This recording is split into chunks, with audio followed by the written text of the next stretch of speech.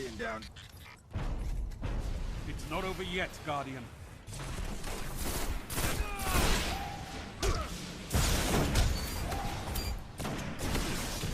Guardian down. It's up to you now.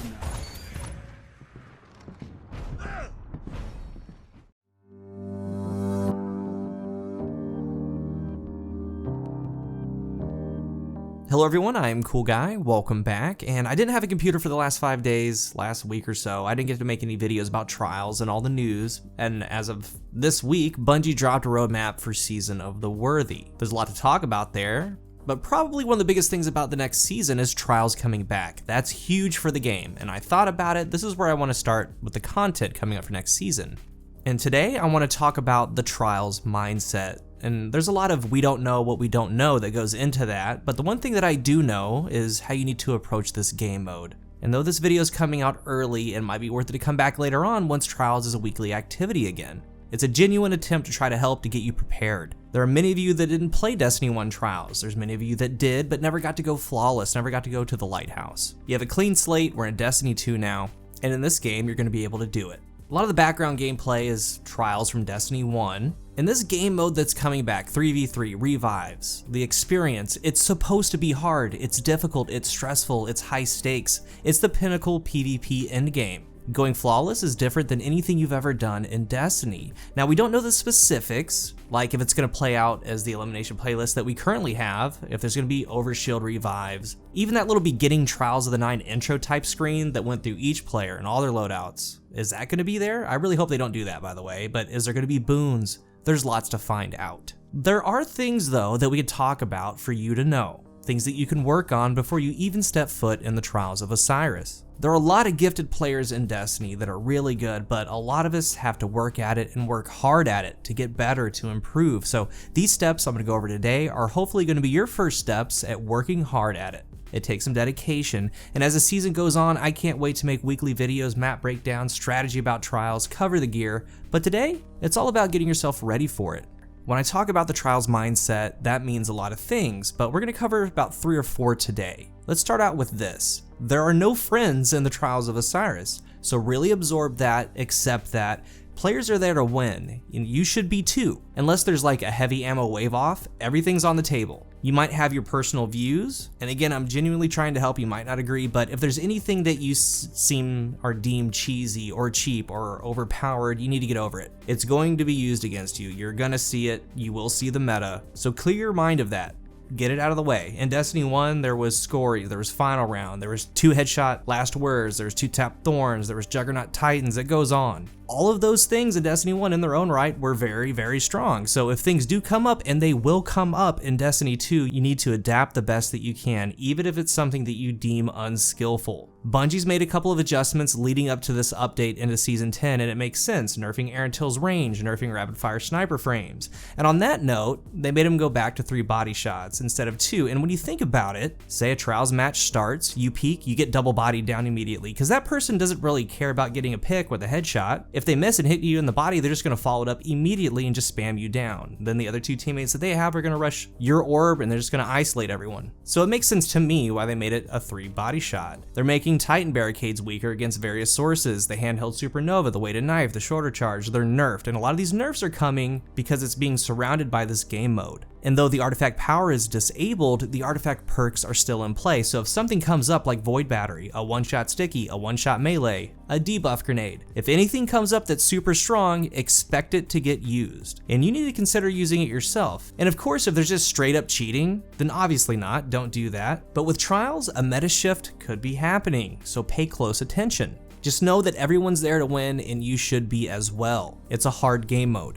Now that's out of the way, that's important. I want to talk to you about your fire team, because the second thing is going to be communication. That's the key to victory. You have 3 people all seeing different things. Help each other see the entire picture. Even if you have your own callouts, you need to utilize them. Make sure you all know what the lane is that everyone's going to be talking about, an object. And I suggest that if you're new to Trials, or if you're working with a new team on Synergy, when the map is revealed for a weekend, go to a private match, start from the A spawn, walk through starting strategies, then do it from the B spawn, walk through those, do different scenarios. When this happens, we do this. And of course, in game, it's real time, but you can at least have some plan.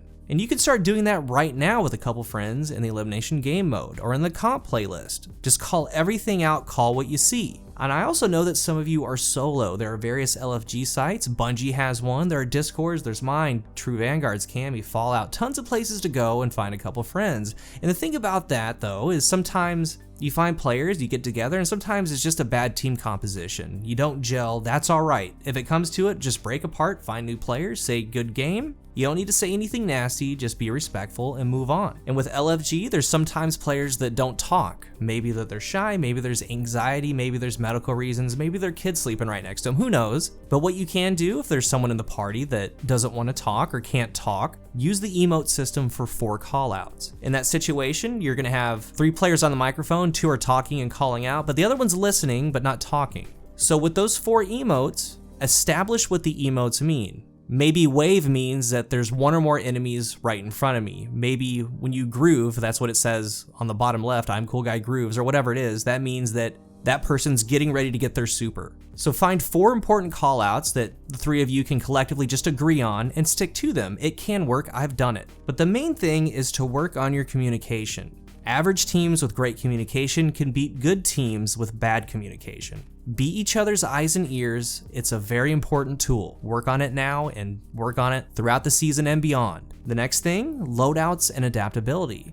As you're launching in, there should be someone or a couple of you calling out what the other team is using. This, of course, is if Bungie has it like Destiny 1. But this is something that you should start doing for your comp games right now, your elim games. Even for quick play if you're a solo player, just kind of get used to the habit of doing it. Look at the enemy team and call out what they have, what subclass, what exotics, and what you need to identify them. Say we have a hunter on Spectral Blades. He's sniping with Revoker, not forgotten the Khepri Sting. You should go the extra mile and call out the color if you can. Say all the shaders on this hunter is red. So the red hunter, Spectral Blade, sniping, not forgotten Khepri Sting. That way you know when you see the red hunter, when you hear a smoke pop right next to you, he used Khepri Sting and he sees you. Or maybe they're in a choke point, they're crouched, they're looking for headshots to proc flawless execution. So if you get downed by them, you should tell your team immediately the hunter can see you. He has flawless execution, don't pop back out, don't come for my res yet. And you also know with this particular hunter, in this situation, that a Revoker is involved. Because if it was something like a Beloved, you would start counting shots. After 2 they miss, you know that they're out, he just has, let's say, a spare rations. That means you can get close to them, say you're using an SMG or a sidearm. But in this particular situation, since it's Revoker, those bullets come back and so on. So start counting those things out, just communicate. In that screen, get all the info, think about the build real quick that this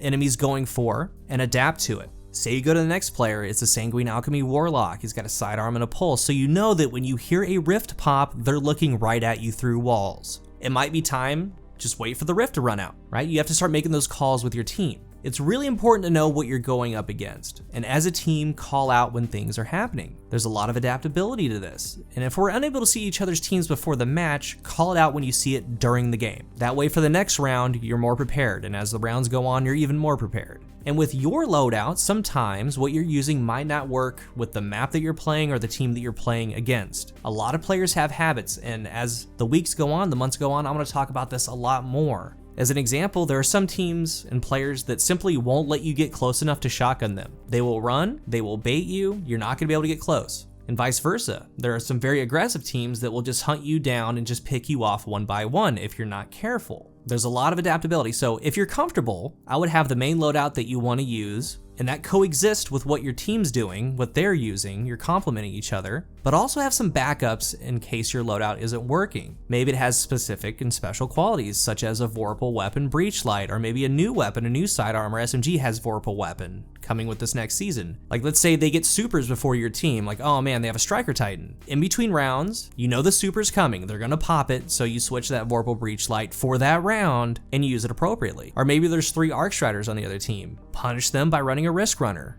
Things like that, just adapt and be conscious of loadouts. The last thing I want to talk about is positioning, something that you can work on right now before you even step foot in there. Everything I went over today has layers. There's a lot more to it, and again, as the weeks go on, I'm gonna build on this. There's a lot more to add, but this video is more or less just to get you prepared. Start thinking about it, start executing. Even if you're by yourself, you can work on your positioning, making sure that you go checking your enemy's loadout. In game, when you see, let's say, a one-eyed masked Titan, you know that they have a Thorn and a sidearm. Just mentally know that. With your positioning, there's a lot that goes into that. It's your strategy, playing your life if need be, your overall map knowledge, your game sense, depending on your team comp, where everyone wants to be, your strategy for the match. And with your positioning, try not to get isolated. Move with your team. Move with them to get different angles and collapse. And some of it depends on your skill. Maybe you're the best in the group, maybe you're the worst in the group. So it's very important that you don't let each other get isolated. That's all about positioning. So be mindful, even when playing quick play PvP, don't put yourself in bad situations. Back out if you need to, reset, find a new angle. Don't be out in the open, be next to cover, rotate. Just set yourself up for success. Even some of the best players have to run, get away, to reset a gunfight or to get back to the team, and you should as well. As I said, these are things to think about before you even step foot in there. Know that the goal is to win. That means that the strongest loadouts are going to be used. There's going to be the meta, expect it. Get comfortable with callouts and communications, even if you're playing solo or in your head. Call it out as you see it, kind of go through everything. That's one of the things I do when I started getting ready for Trials in Destiny 1. I played Rumble a lot. I was talking out loud to no one, but I was actively calling out, not fumbling my callouts, things like that, and just trying to get it down to an exact science. That way, when Trials did come around, everything was on point and it was natural. If you do have a team, work on collapsing with your team, work on running away, getting safe, work on trying to isolate an enemy, try to provoke 1v1s if you're in a 1v2 or 1v3 situation. You need to start checking loadouts, know what subclass weapons and exotics are being used against you. Place them in your mind for you and your team. Associate loadouts with shader colors as well. Have weapons with you that are hard counters or counters in general, and switch it up if you need to. If your loadout isn't working against a team that you're playing, switch it up. And lastly, constantly work on your positioning. Everything I talked about is in your hands. They're all core components of things that you need before you get in there. And these are things that you can start doing right now and as you practice throughout the week as Trials goes on. There's gonna be a whole lot more, but I wanted to talk about these things early to get you in that Trials mindset. And for this season and beyond, Trials content for the channel will be coming. There's so much to talk about, I can't wait for it. And I really want you guys and gals to succeed, because you can do it, don't get discouraged.